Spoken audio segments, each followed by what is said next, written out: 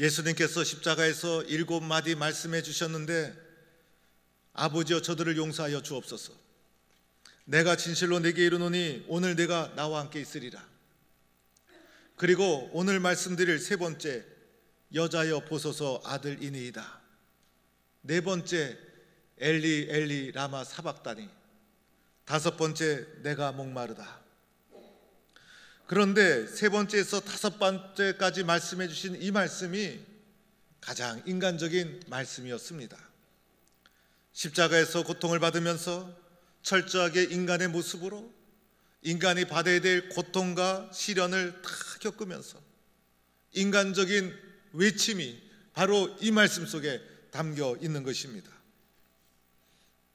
먼저 예수님께서 세 번째, 여자여 보소서 아들이니이다, 이렇게 어머니 마리아에게 말씀하신 후에 어머니 옆에 사랑하는 제자 요한으로 알려져 있는 사랑하시는 제자가 있는 것을 보시고 그 사랑하시는 제자에게 보라 내 어머니라 라고 하면서 어머니를 제자에게 부탁하게 됩니다. 예수를 믿는 사람은 예수를 따르는 사람입니다. 예수님을 믿고 따르는 사람들 많이 있었습니다. 말씀에 은혜 받은 사람들 예수님 따랐습니다. 문제 해결받고 예수님 따랐습니다.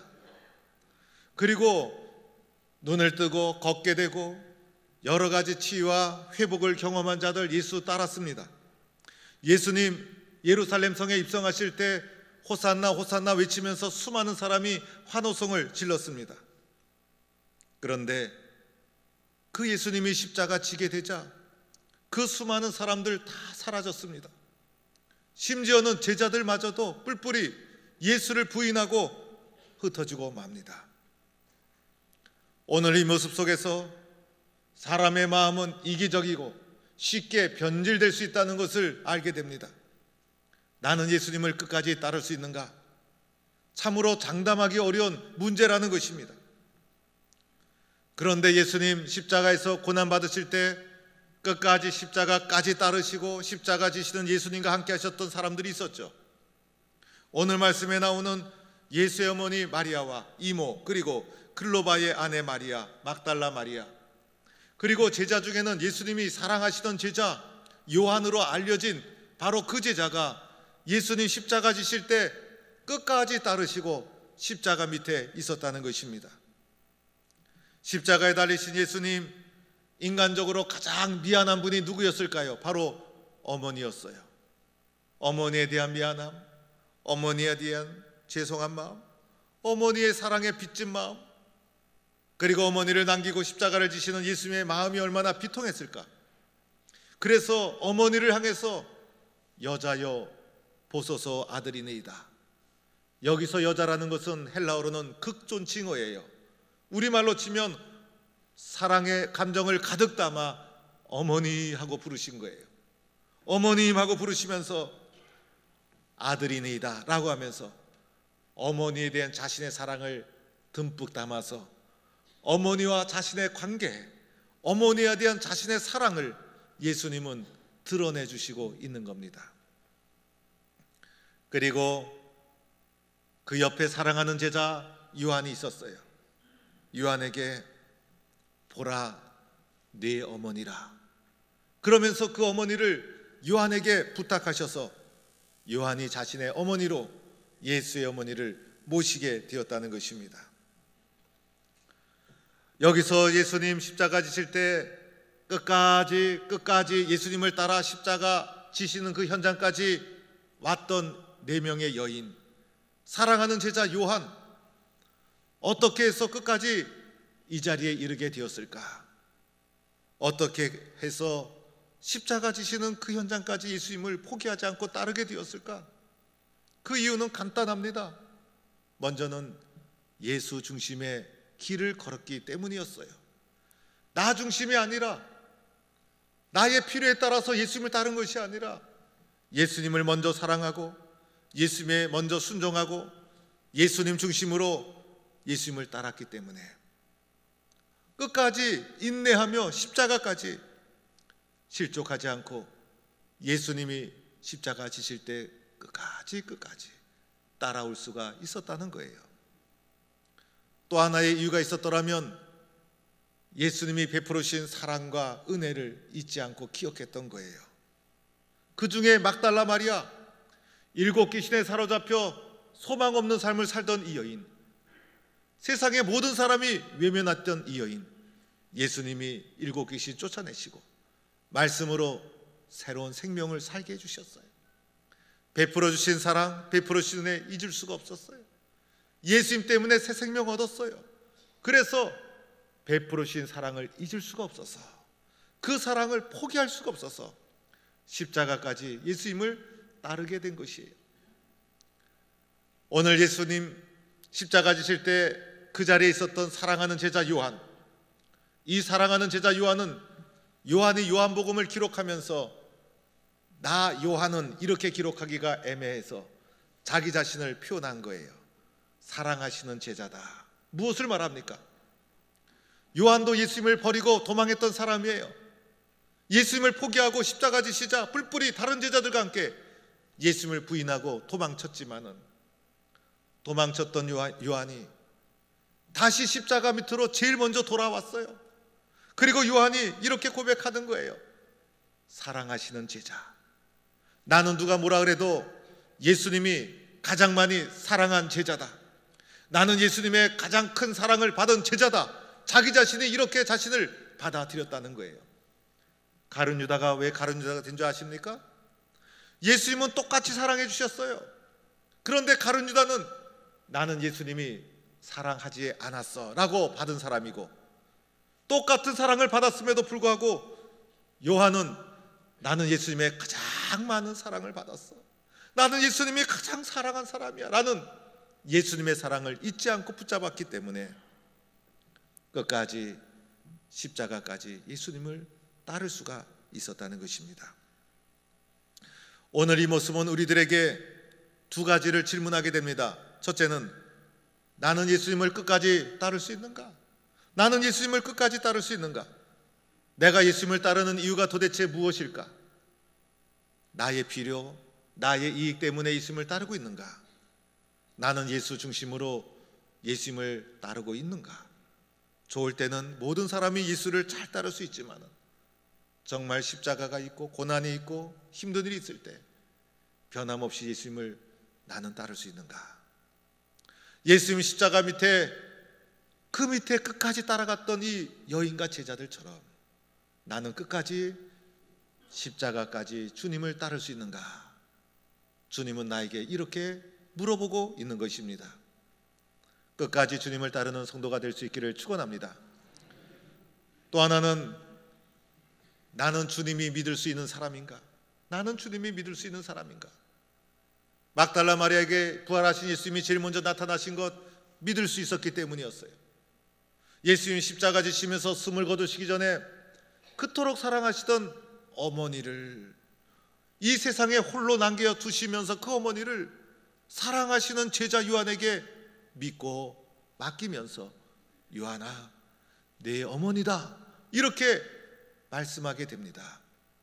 요한에게 어머니를 맡기는 것 믿을 수 있었기 때문에, 내가 예수 믿는 것 중요하지만은 나는 예수가 믿을 수 있는 사람인가? 내가 예수 믿는 것도 소중하지만은 나라는 인간 예수가 믿을 수 있는 사람인가? 나의 믿음을 주님이 믿을 수 있는가? 주님이 믿을 수 있는 믿음의 사람이 되기를 축원합니다. 이어서 예수님 하신 말씀이 엘리 엘리 라마 사박단이라는 말씀이죠. 나의 하나님 나의 하나님 어찌하여 나를 버리시나이까? 이때가 제6시로부터 9시였다고 하는데 6시는 낮 12시, 9시는 오후 3시, 그래서 가장 밝을 때임에도 불구하고 온 땅에 어둠이 임했다는 것입니다. 왜 대낮에 갑자기 온 땅에 어둠이 임했을까? 왜 멀쩡한 대낮에 온 땅에 짙은 어둠이 내리깔리게 되었을까? 어둠의 의미는 무엇일까? 바로 이것은 죄 아래에 있는 이 세상의 모습을 상징적으로 보여주고 있는 거예요. 이 세상의 모습, 어둠 속에 헤매고 있는 이 세상의 모습, 죄와 어둠이 지배하고 있는 이 세상의 모습, 소망 없는 이 세상의 모습을 보여주고 있는 거예요.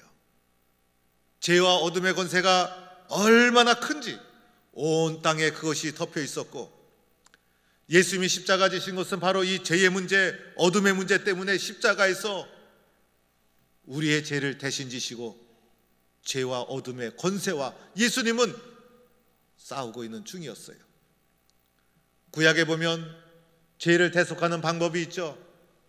흠없는 염소나 양을 데려다가 양과 염소 위에 안수를 합니다. 나의 죄를 양과 염소에게 대신 전가시킨다는 거예요.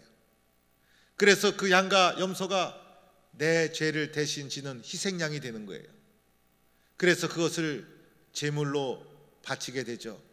그리고 그 피를 받아서 뿌림으로 내 죄가 속해졌다는 상징적인 속죄의 제사를 드렸습니다. 그런데 양을 잡고 염소를 잡아도 내 마음속에는 죄가 해결됩니까? 그렇지가 않아요. 일시적인 위로와 보상은 받을 수 있지만은 완전히 죄를 용서받을 수는 없는 것이죠. 예수님께서 십자가 지신 것은 흠없는 어린 양이 마치 우리의 죄를 대속하기 위해서 자기 자신을 내어주신 것처럼 십자가에서 우리의 죄를 대신 짊어지고 계신 거예요. 하나님께서 우리가 받아야 될 그 죄의 값을 예수님에게 전가를 시킨 거예요. 예수님에게 전가시킨 거예요. 그래서 예수님께서는 온 땅을 덮고 있는 어둠과 죄의 권세를 온몸으로 짊어지시고 그 값을 십자가에서 치르고 있다는 것입니다. 예수님은 지금 온전한 인간으로서 죄의 값을 치르고 있는 거예요. 죄의 값은 사망이고, 그리고 이 죄는 인간의 죄, 그래서 온전한 인간의 모습으로 죄의 값을 치르고 있는 거예요. 이 순간은 하나님이 도와주시지 않는 거예요. 그래서 인간 예수는 하나님의 철저한 외면을 경험하고 있는 순간이에요. 하나님께서 예수를 버리신 거예요. 예수를 외면한 것이에요. 그래서 온전한 인간으로 십자가에서 죄의 값을 치르고 있는 거예요. 어떤 분은 꼭 이렇게 해야만 되는가 라고 물으시는 분도 있어요.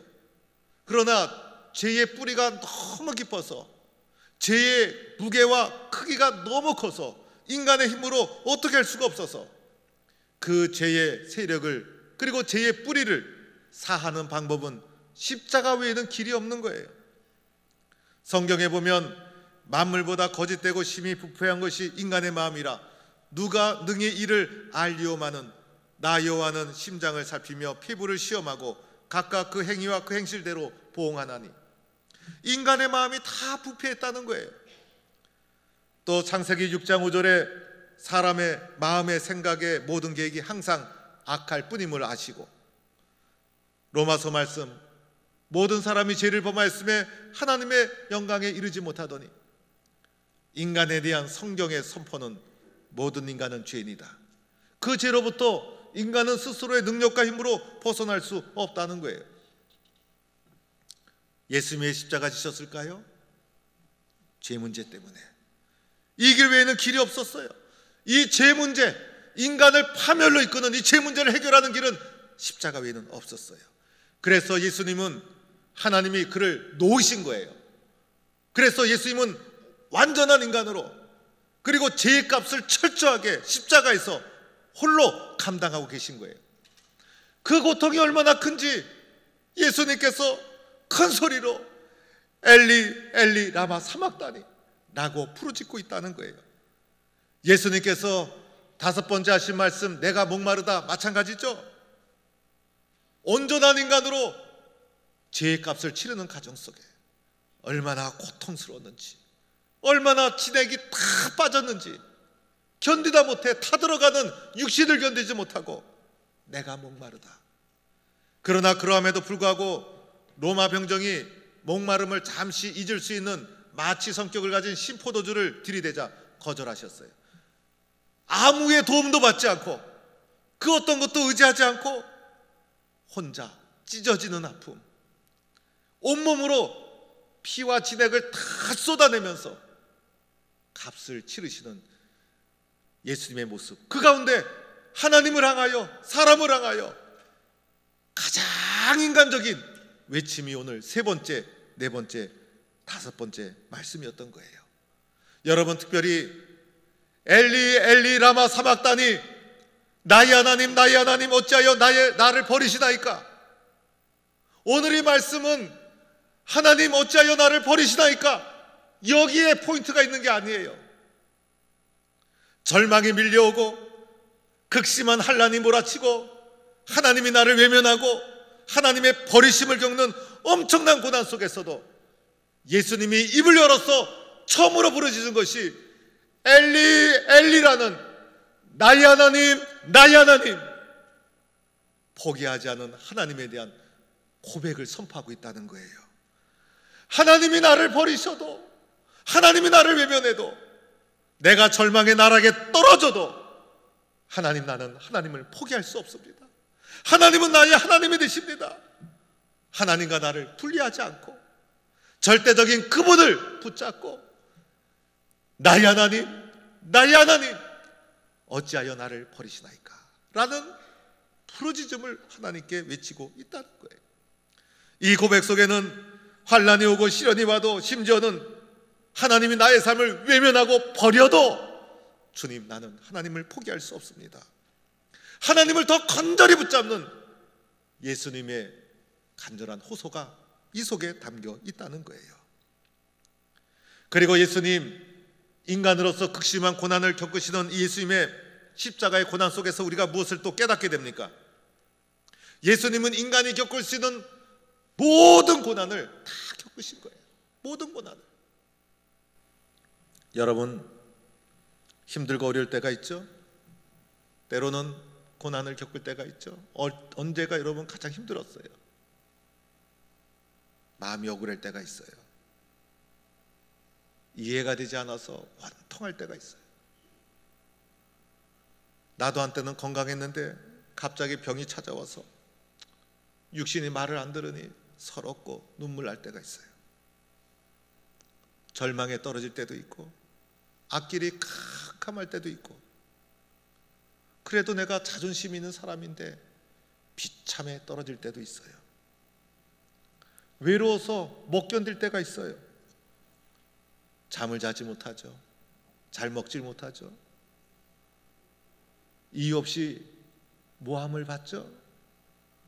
나는 잘하고 싶은데 사람들이 인정하지 않고 사람들이 나를 믿어주지 않아요.